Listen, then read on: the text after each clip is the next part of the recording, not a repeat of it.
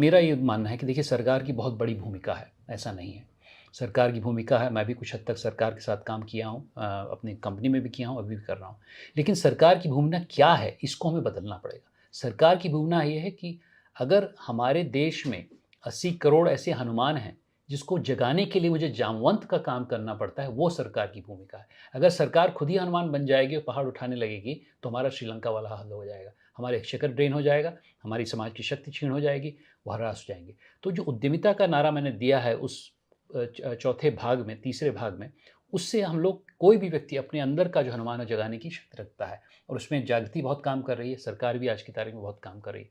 उसी के साथ सिटीज़न, कैसे नागरिकों को हम लोग ने तिरस्कृत किया, क्योंकि हमारे कॉन्स्टिट्यूशन में सच पूछिए नागरिकों के बारे में एक ही चीज़ थी, सेक्शन 51, जिसमें आपकी जिम्मेदारी की क्या थी, किसी को हानि न पहुँचाओ, वोट मत। आज की तारीख में प्रधानमंत्री जी ये बोलते हैं कि आपकी रिस्पॉन्सिबिलिटीज़ क्या हैं टू सिटीज़न।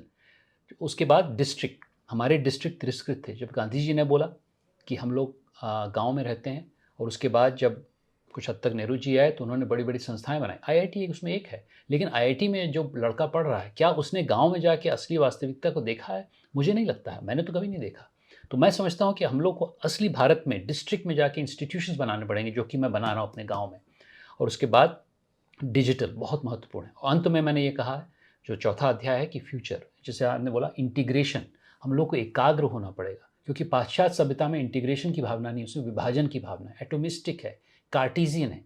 हमारे यहाँ एक संवाद होता था, और सिर्फ पुरुषों महिलाओं में ही नहीं, हम पर्यावरण के साथ भी संवाद करते हैं। मेरा वट वृक्ष 300 साल से जीवंत खड़ा हुआ है, कोई भी उसकी एक डाली को नहीं टच कर पाया, क्योंकि वह एक प्रकृति का उदाहरण, हमारे लिए भगवान है। तो इस प्रकार से इंटीग्रेशन और नवाचार, अगर हम लोग नवाचार नहीं करेंगे तो हम लोग अपने इतिहास पे सिर्फ बोल के कि भाई हमारा इतिहास बहुत बड़ा था, नहीं, गलत है। हम लोग को परिश्रम करना पड़ेगा।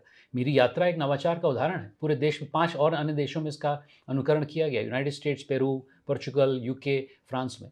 और उसके बाद में मैंने फिर बोला न्यू प्रॉमिस, एक नया वादा अपने आप को करना पड़ेगा कि आगे चल के अगले 75 साल में जो अमृतकाल की जो अवधारणा है, उसके लिए एक विकसित भारत बनाने के लिए। और अंत में दोस्तों मैं यही कहूँगा, मैंने इसमें भी कहा है अपनी किताब में, आखिरी मौका है।